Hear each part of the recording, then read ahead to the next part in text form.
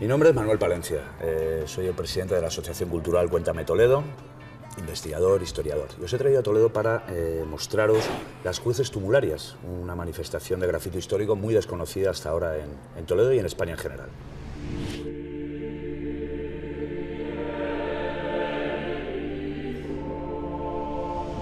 Bueno, ¿me seguís? Vamos a verlas. Manuel, ¿las descubriste tú? Sí, el primer investigador que ha hablado de ellas en Toledo pues, he sido yo. Y la verdad es que hace 20 años los grafitos históricos prácticamente no eran estudiados en nuestro país. Hoy ya sí se celebran hasta congresos internacionales para hablar de ellos.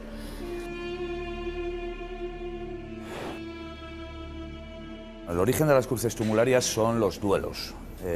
Primero habría que hablar un poco del duelo para entender lo que son y por qué las familias de las personas muertas en esos lugares sentían la necesidad de colocar esas cruces. Los duelos son muy antiguos. El más antiguo que conocemos, David contra Goliat. Luego hay otro también muy famoso, ante las murallas de Troya, entre Héctor y Aquiles. Pero llega el siglo XV, la época en la que los españoles inventamos la esgrima moderna y nos convertimos en los mejores combatientes de la tierra. También somos los hombres más orgullosos, soberbios y arrogantes del mundo. Llega el momento que el duelo se extiende de una manera enorme por toda Europa, desde España. Y los reyes y los generales durante más de 100 años intentan que sean prohibidos. Nadie les hacía caso a pesar de eso. Entonces al final consiguieron una prohibición más efectiva, la prohibición eclesiástica. Hay que tener en cuenta que en esa época también es cuando los españoles colocamos el honor y la honra por encima de cualquier otra cosa en nuestra vida, por encima de Dios, de Hacienda, de patria y del rey. Y es cuando se decía aquello de la mancha de honor solo con sangre se limpia. Los duelos podían surgir por cuestiones muy nimias. Entonces, a partir del Concilio de Trento, todos los participantes en duelos están descomulgados y eso implicaba algo terrible, que era no poder ser enterrado en sagrado, ir a enterrarse a una fosa común. En aquella época la mentalidad de los católicos, igual que ahora, nos decía que todos los que morían no iban nunca directamente ni al cielo ni al infierno, sino que había que pasar previamente por el purgatorio. Y de ahí viene esa antigua costumbre española de dejar cientos y miles de misas a la muerte de alguien. Para los descomulgados no se podían pagar misas, por lo tanto era muy importante escribir cruces tumularias en el lugar donde hubieran fallecido, ya que no tenían una tumba particular y privada donde recoger las oraciones. Todas las cruces tumularias las componen una cruz y un túmulo que simboliza la tumba, que en realidad no existe en el lugar, pero que indica el lugar donde se ha fallecido, donde ha fallecido esa persona. Servían para que cualquier persona anónimamente, incluso al pasar por aquí, todo el mundo en aquella época reconocía estas marcas, pudiera rezar una oración por el alma de esas personas que estaban descomulgadas y que por lo tanto les iba a costar mucho más el subir al cielo desde el purgatorio. Y aquí tenemos dos en concreto. Tenemos esta. Además están fechadas, es el único pilar antiguo que se conserva de la plaza de Zocodover, que es curioso también, porque quizás si hubiera más restos de la plaza de Zocodover antiguos, habría más cruces tumularias. Tenemos una en este lado y otra aquí. Las dos están fechadas, hemos sacado los negativos, porque a pesar de su deterioro, pues hemos podido averiguar de qué época son. Y son de finales del 16, precisamente cuando ya están descomulgados los participantes en duelos. También nos podemos preguntar por qué hay dos cruces tumularias en la plaza de Zocodover cuando en realidad los duelos siempre se celebraban en lugares apartados al anochecer o al amanecer. Pero es que no hay que olvidar que la plaza de Zocodover entonces era el mentidero de la corte, el lugar donde todas las personas notables de la ciudad se reunían a entrar en conversación, a enterarse de las últimas noticias y por lo tanto era un lugar donde no podías quedar como un cobarde. Lógicamente había hombres que no tenían la sangre fría necesaria, la paciencia necesaria para esperar, aguardar a la tarde, enviar los padrinos a casa del ofensor y citarse con él al anochecer o al amanecer en un lugar apartado. Aquí también se sacaban las espadas y se dirimían estas cuestiones y por lo tanto hubo también en la plaza de Zocodover muchas muertes trágicas provocadas por duelos espontáneos. Las afrentas ya no sabemos en qué consistieron, no sabemos tampoco qué personas hay detrás de estas cruces. Es curioso que además nunca veremos dos cruces tumularias iguales. Sin embargo, todas también lo son. Cada una la hacía una mano, pero todas las compone inevitablemente una cruz y un túmulo. Igual que esta de este lado, también tiene su cruz y su túmulo. Esta además viene acompañada del escudo heráldico del linaje familiar al que pertenecería la persona fallecida aquí. Y no he conseguido averiguar a qué familia pertenecería la persona muerta aquí. Esto es algo que en Toledo pues, no conoce absolutamente nadie, nadie ha escrito todavía sobre ello, los toledanos lo tienen completamente ignorado, es algo desconocido. Por supuesto que habrá gente que las haya visto, pero nadie ha podido, digamos, que explicarlas hasta ahora cuál es el origen de estas inscripciones, de estos grafitos históricos.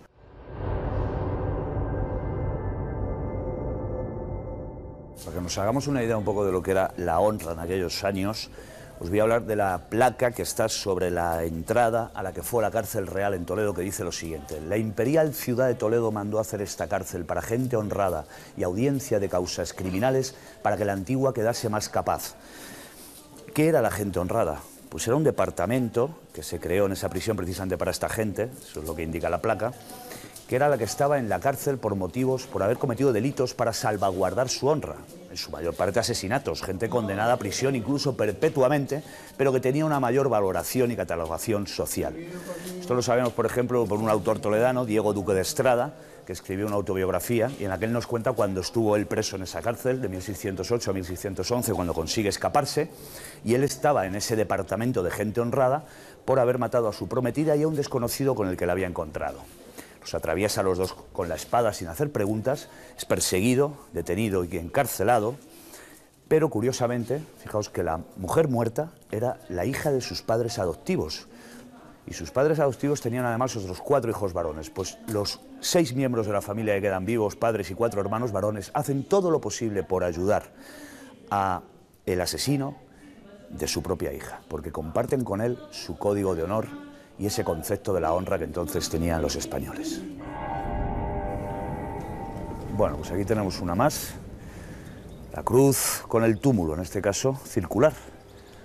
Una muestra más en este Hospital del Rey, que también es del siglo XVI. Esta era la Plaza Mayor de Toledo, también un lugar muy concurrido, al lado del teatro. En los teatros también se solían producir muchas trifulcas, la gente quería colarse. Los duelos estaban prohibidos porque los reyes y los generales intentaban por todos los medios que fueran prohibidos, porque por culpa de ellos perdían a muchos de sus mejores hombres para la guerra.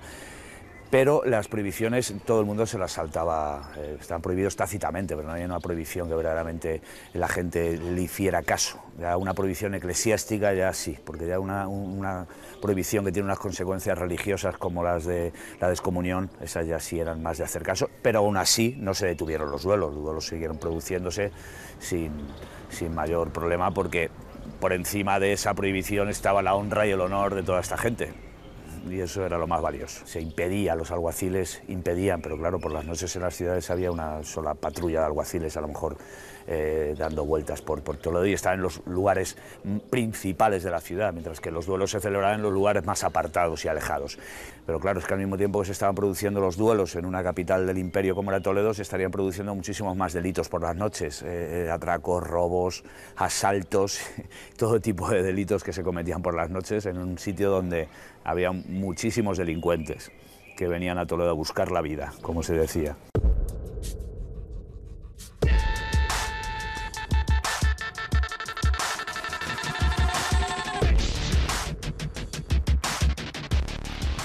Mónica. ¿Qué tal?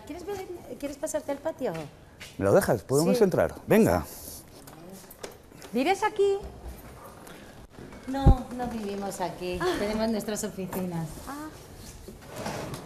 Adelante. Es un patio espectacular. Bueno, pues tenemos muchas cosas interesantes. Un capitel musulmán, por ejemplo, tenemos aquí. Toda la azulejería alrededor del patio, que es del siglo XV y XVI. Tenemos estos alizares espectaculares. Vamos a ver varios grafitos históricos. Precisamente en este lugar tenemos uno muy interesante. Está justo aquí, porque lo que nos dice es lo siguiente. Año 1723. Estamos hablando de principios del siglo XVIII. Aquí vivió... No, dice, Mulio Rozuela vivió aquí. ¿Y se sabe quién era el personaje? No, no lo sabemos. Yo escribí en uno de mis libros un relato en torno a la invención sobre quién podría haber sido, pero es una invención literaria, no es nada real. No lo hemos conseguido encontrar porque la verdad es que el nombre es muy extraño, Rozuela, ni siquiera existe como apellido, yo no lo he encontrado. Y luego hay unas fotografías también muy interesantes que encontré en internet de esta hornacina. Sale fotografiado el patio y hay dos fotos que aparentemente son idénticas. Sin embargo, te das cuenta que hay una diferencia. Una fotografía es de 1930 y la otra de 1948. En la de 1930, en la hornacina, aparece la estatua de una Venus desnuda, mientras que posteriormente, en la de 1948, la Venus desnuda ha sido sustituida por una Virgen con su manto.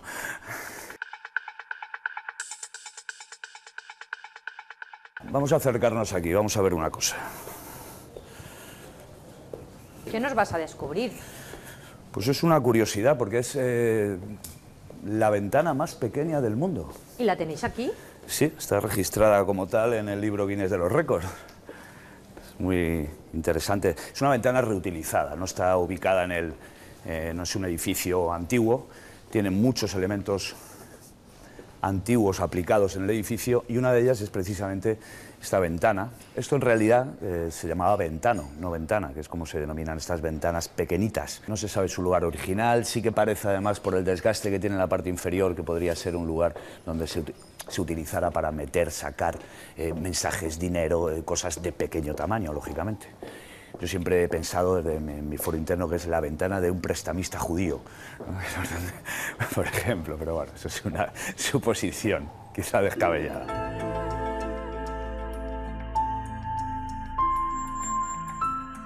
Pues mira, quería enseñaros esto también, que son los vítores. Esta es la fachada de la catedral. Y los vítores son las firmas con sus nombres que hacían los doctorados en la Universidad de Toledo, en la que ponían su nombre como celebración gloriosa de haber alcanzado por fin el doctorado y digamos que en ese momento ya tener la vida resuelta, la vida solucionada, eran doctores. Esto se permitía, entre comillas, hacer en este tipo de edificios, aunque también en cierto modo hay que reconocer que era una gamberrada, se hacían con sangre de toro. Y bueno, pues se conservan perfectamente porque es verdad que la sangre sobre la piedra tiene una enorme duración.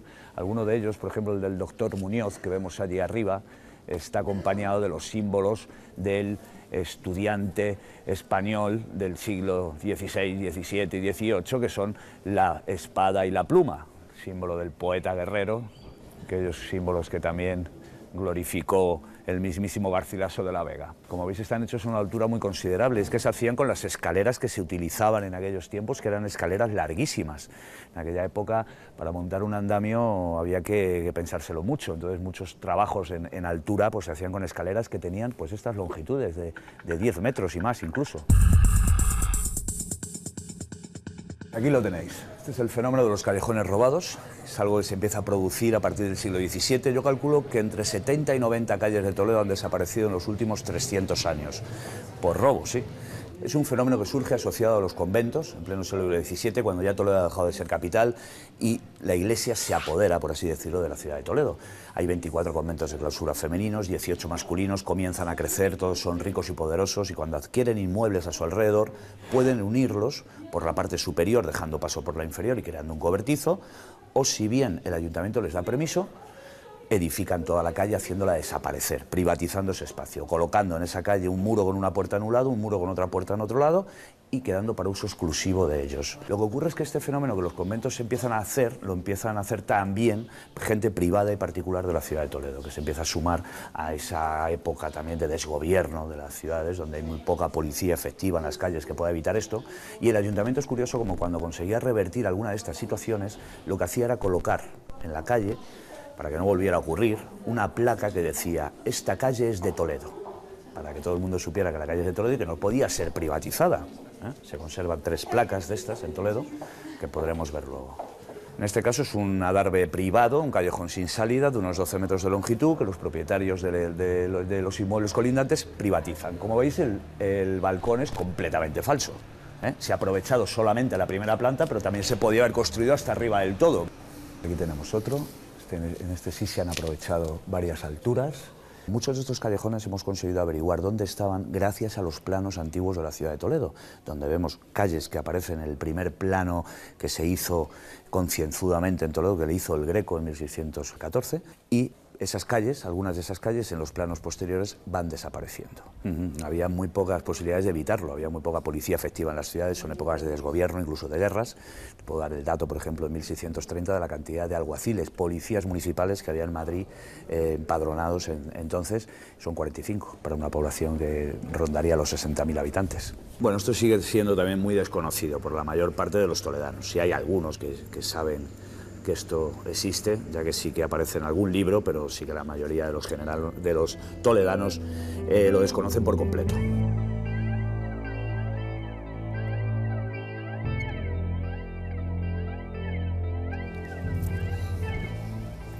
Bueno, pues aquí tenemos otro.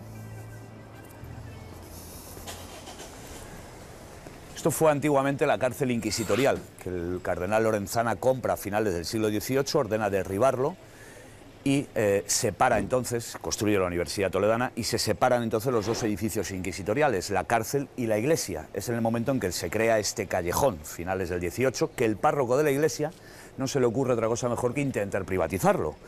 Coloca una reja, como veis aquí en este lado, y otra que ha desaparecido, que estaba en el otro lado, y cierra con llave. Los vecinos se quejan al ayuntamiento, el ayuntamiento exige al sacerdote la entrega de las llaves, y el sacerdote se niega, muy flamenco, diciendo que no piensa entregar las llaves porque las llaves son propiedad de la iglesia. Pero que a partir de mañana, a partir del día siguiente, en vista de tal petición, que va a dejar abierto. Por lo tanto, las rejas nunca sirvieron para nada, y a continuación lo que hizo el ayuntamiento fue colocar la placa que nos recuerda que esta calle es de Toledo. Aquí la tenemos.